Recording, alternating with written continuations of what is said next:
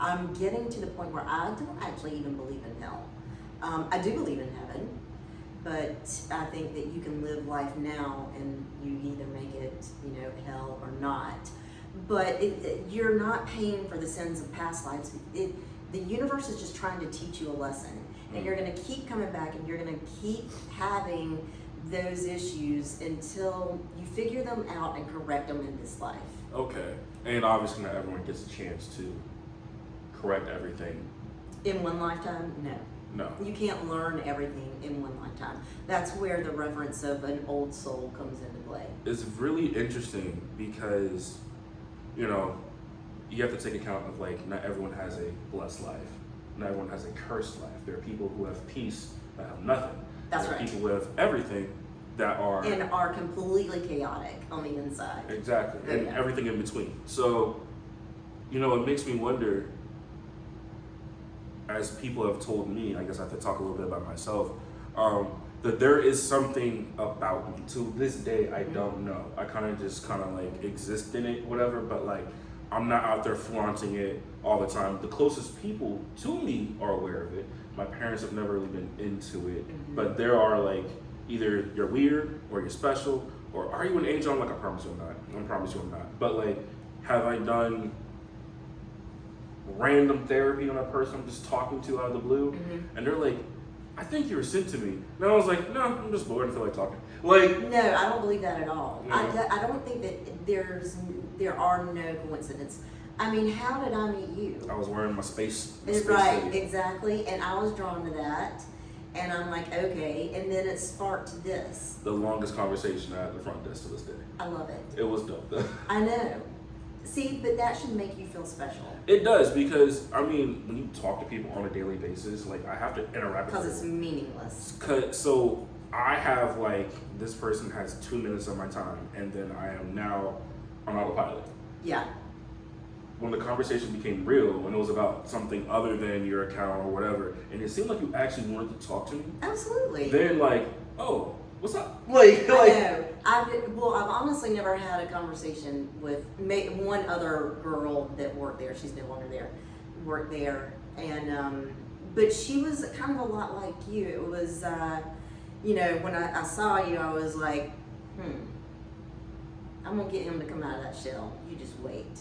But you needed my attention. I would say so, because if the average person, we're not gonna say the job name, shots fired to the job.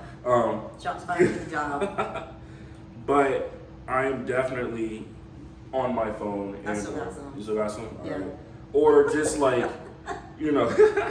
you get the regular service. Whatever you want, I can give it to you. But besides that, have a great day. Leave me alone. Yeah, and because it's mundane. Right now, hold on. Okay, first of all, you are exactly where you need to be right now in this moment. I appreciate that. But you know that there's something more. You're not going to be stuck. I almost hate that word, because no one and nothing is ever stuck. But it feels like that. But of course, and it's hard to believe, because you have to first be stuck. You have to believe you are stuck.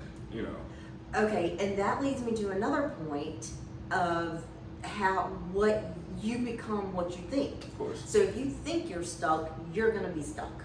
Or it's going to feel that way, even Right. if you're not. But it's going to feel that way. Exactly. No one is ever stuck. True that. That makes sense.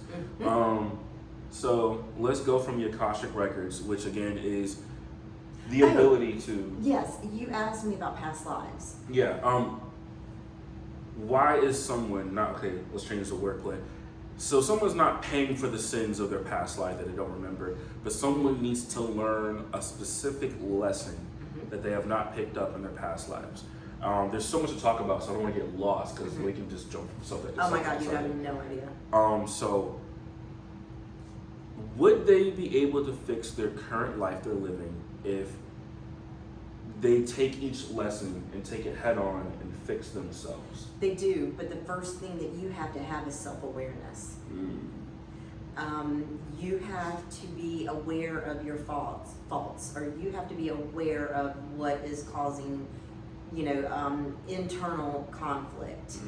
And that usually comes from, God, there's a whole list of them, but it usually comes from in your internal compass has ventured off from north.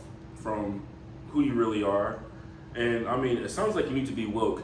Shots fired for like double wordplay. So there's the wokeness of what's going on in the world, and there's actually being spiritually woke. So we're gonna say that. Well, we need to change that altogether because there's that woke, but what we're talking about is being awake. Awake. Awake. Ooh, shots fired. Shots fired on the community. We're not woke no more. We're awake. I am not woke, but I love everyone. You know? I do. I feel like it's hard to love everyone. Well, you have to change your mindset. You have to love their faults as much as you love their perfections. Because sometimes, not to say like I know there are energy vampires out there, but if you want to give it a different word, there are people who can drain a room by just walking in. There are people who are always complaining. There are people who like the woe is me and like my life is so whatever. But when you But then that is our job to point out to them that that's what they're doing. But then you have to do it, you know, coming from like a compassionate kind of way. you have to care. And you have to be in a mindset where you don't give those energy vampires your energy. Like block them off, but still that's difficult. I mean, as a person who works in what you do, you're mending souls. How do you not let all that, like a doctor who doesn't get sick, but you deal with sick people all the time? I don't know how they do it. I try to ground myself every day. You have to, that's what I'm trying to say, like you have to do that like You often. ground. Does that get tiring? No, actually grounding re-energizes you. So cheers to grounding. Cheers to grounding. Cheers to energizing. Quick question before the next big question. Okay, what? How do you ground yourself? Or what is grounding yourself? Well, there's many different ways that you can do that.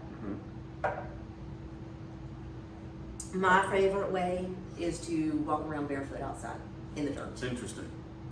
Well, you're just giving that energy back to the earth. Well, we are made of minerals technically, right? Yeah. We have earth in us. Well, water. Water. I mean, what are we, 70% water? or About something 70, crazy? yeah. Or I mean, I just want to break it down for like everybody else, but like if you, because we've heard about this before. Everyone's heard like walk barefoot, feel the grass on your feet, feel.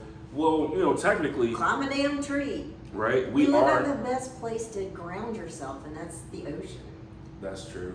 I mean, the ocean is like all but like 30 minutes away from us, honestly. Some people want the easy way out, eat a piece of dark chocolate. I've heard chocolate does things the same way that bacon does things. Ooh, bacon. Bacon. Well, All right. bacon. Shots fired. Bacon. So grounding yourself. What does that mean though? Let's like hone it in real quick. Are you ready? Okay, on the grounding. Yeah. What is grounding yourself? What's the idea? What's the concept? Okay. So the concept of grounding is to keep basically keep your emotions in check. So if you're like anger, for one instance, Okay. if you can feel that coming on, that anger, just even if you can't or don't like to walk around barefoot outside, just take a step back from whatever's causing the anger, and because if you let that anger fester, or if you let it come out, then you're not in control of yourself. That's true. But grounding is to keeping yourself stable.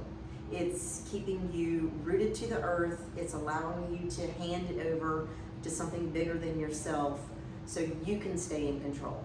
And I'm telling, I have been on the other side of that where I was just not in control. Whatsoever. And I can still get that way. It happens. But We're humans. exactly. We are actually spiritual beings having a human experience. Spiritual beings having a human experience. Shots fired.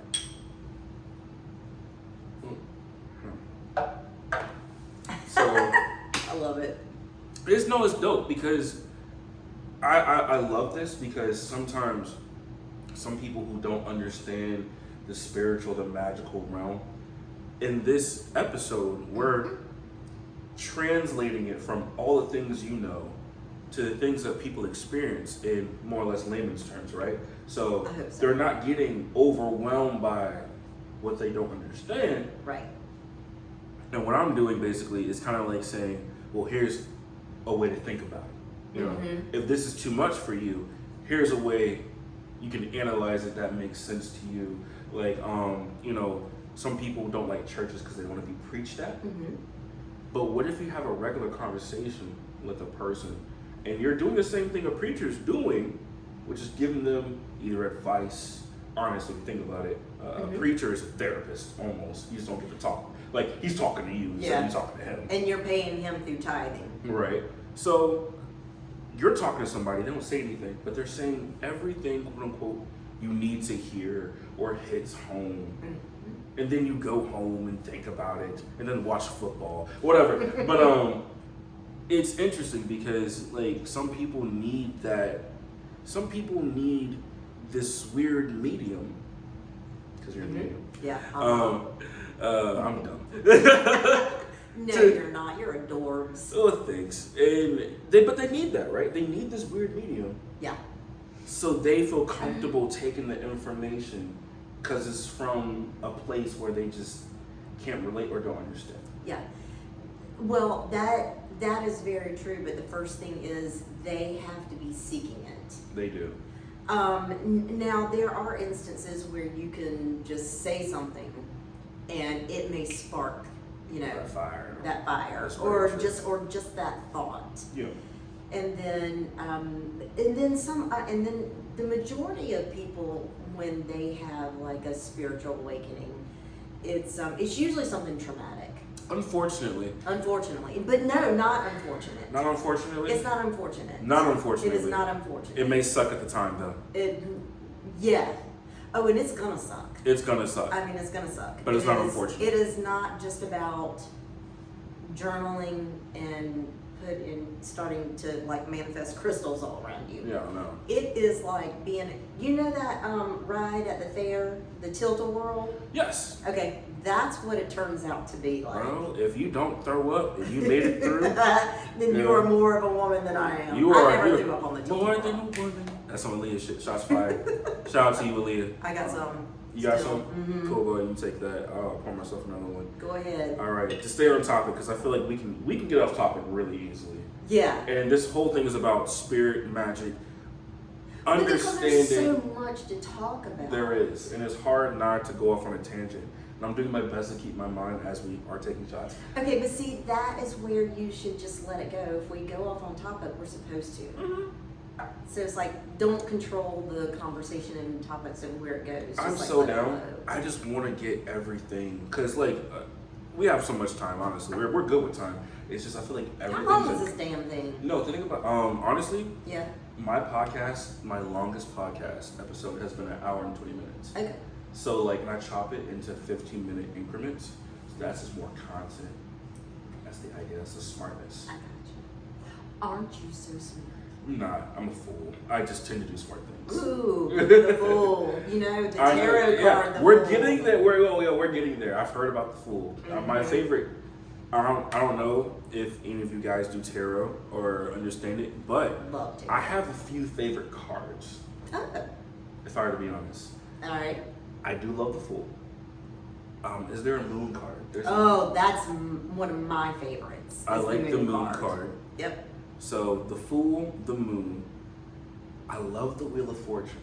Oh yeah, that's all. Oh, the Wheel of Fortune. That's all about karma. Yeah.